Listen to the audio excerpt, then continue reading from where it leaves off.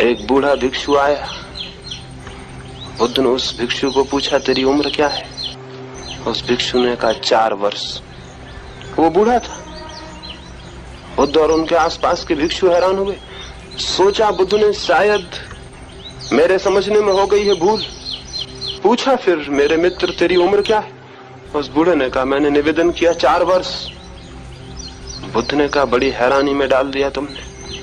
प्रतीत होते हो कोई 70 वर्ष तुम्हारी उम्र होगी, कहते हो 4 वर्ष। किस हिसाब से गणना करते हो? उस बूढ़े ने कहा, 4 वर्ष के पहले जो था वो जीवन नहीं था, उसकी मैं गिनती नहीं करता। इधर 4 वर्षों से जीवन की सुगंध मिलनी शुरू हुई। इधर 4 वर्षों से चित्त हुआ शांत। इधर 4 वर्षों से निर्विचार हुआ। इधर 4 वर्षों से भीतर झांका तो उसकी प्रतीति हुई जो जीवन। बाहर तो थी मृत्यु, जीवन था भीतर, और मैं बाहर ही देखता रहा। तो मैंने मृत्यु को जाना था 4 वर्ष पहले। उस उम्र को कैसे जीवन की उम्र बताऊं? वो मेरी गणना में नहीं आती। बुद्ध ने अपने भिक्षुओं से कहा, भिक्षुओं सुन रखो मन में, इस आदमी ने जिंदगी को नापने की नई बात बताई है, और आज से मेरे भिक्षुओं की उम्र उसी दिन से नापी जाए जिस दिन से उनको शांति मिले, वो जीवन को अनुभव करे। उसके पहले की उम्र को जोड़ने की अब कोई जरूरत नहीं। कौन सी बात भीतर दिखाई होगी उस बूढ़े भिक्षु को? क्या दर्शन हुआ होगा? कौन है, क्या है भीतर? कोई उसे आत्मा कहे, परमात्मा कहे, उचित तो यही है कि हम उसे जीवन कहें। जीवन है भीतर, जीवंत कोई धारा, कोई चेतना भीतर है, और उसके ऊपर एक खोल है शरीर की। शरीर मरण धर्मा है। शरीर को जो जीवन मान लेता है वो मृत्यु को ही जीवन समझ के जी लेता है, और तब होता है बहुत दुख और बहुत पीड़ा। और इस पीड़ा और दुख में वो पूछने लगता है, क्या है लक्ष्य? क्योंकि इस दुख पीड़ा में कोई लक्ष्य तो दिखाई पड़ता नहीं। इस दुख पीड़ा में, इस रोज के दैनंदिन अंधकार में कोई अर्थ, कोई अभिप्राय, कोई मीनिंग तो दिखाई पड़ता नहीं।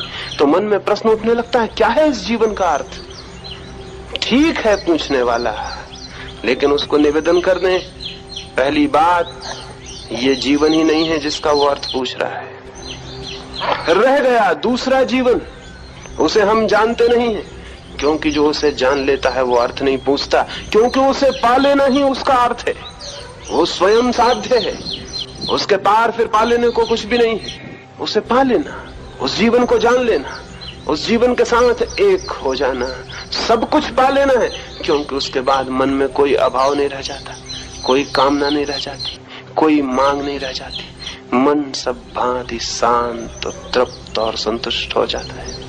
वो जो परम विश्राम और परम संतुष्टि है, वही उस जीवन को पाने से और जानने से मिल जाती है। तो जीवन का लक्ष्य है जीवन को पा लेना। जीवन का लक्ष्य है जीवन को पा लेना।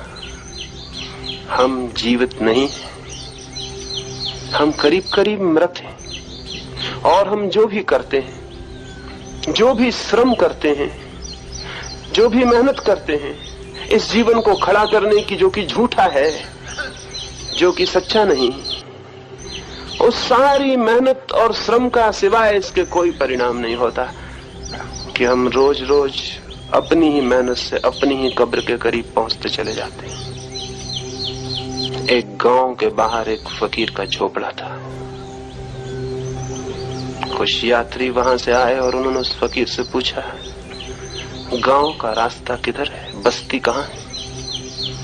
उस फकीर ने कहा, बस्ती? सच में ही बस्ती जाना चाहते हो या कि मरघट?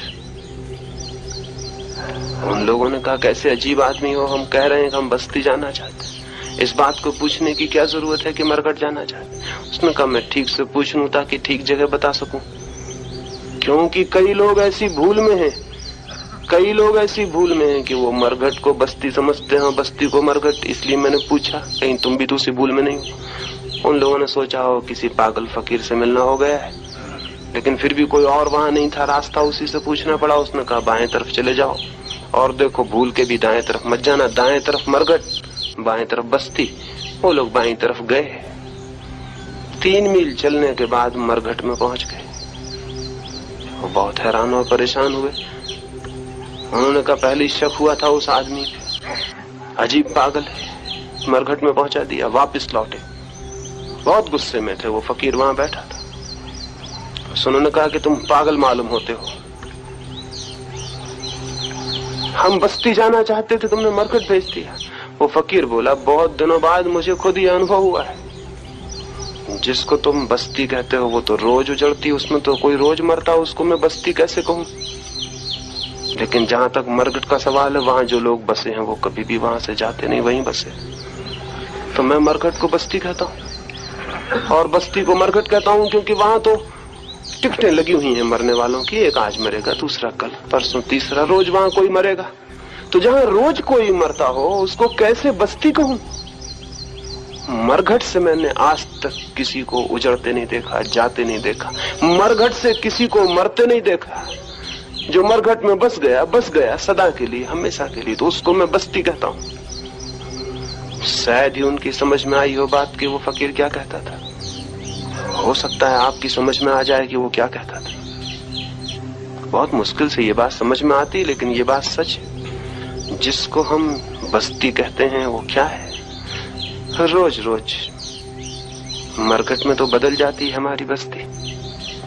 जहां हम खड़े हैं वहां कितने लोग नहीं मर चुके हैं। असल में हम खड़े ही इसलिए हो सके हैं कि बहुत लोग मर गए हैं, नहीं तो हम खड़े भी नहीं हो सकते थे। हजारों लाशों पर एक एक आदमी खड़ा है, अपने बाप की लाश पर बेटा खड़ा है, अपनी माँ के लाश पर उसकी पुत्री खड़ी है। हम सब अपने माँ बाप की लाशों पर खड़े हैं। वो न मरे तो हम जिंदा नहीं रह सकते।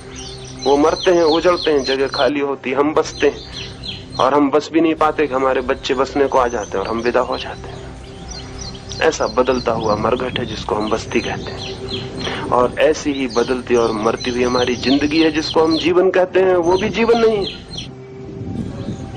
वहां भी रोज रोज हमारे भीतर मरता जाता है। कुछ वैज्ञानिक कहते हैं शरीर में सैकड़ों कोष्ठ हैं, सैकड़ों सेल हैं, वो रोज मर रहे हैं, वो मर मर के बाहर निकल रहे हैं। 7 साल में पूरा शरीर मर के बदल जाता है, दूसरा शरीर आ जाता है।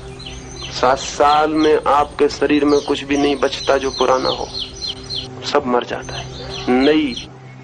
नई चीजें उसका स्थान ले लेती हैं। आप भी एक बस्ती की तरह हैं जिसमें लोग मर रहे हैं और नए आ रहे हैं।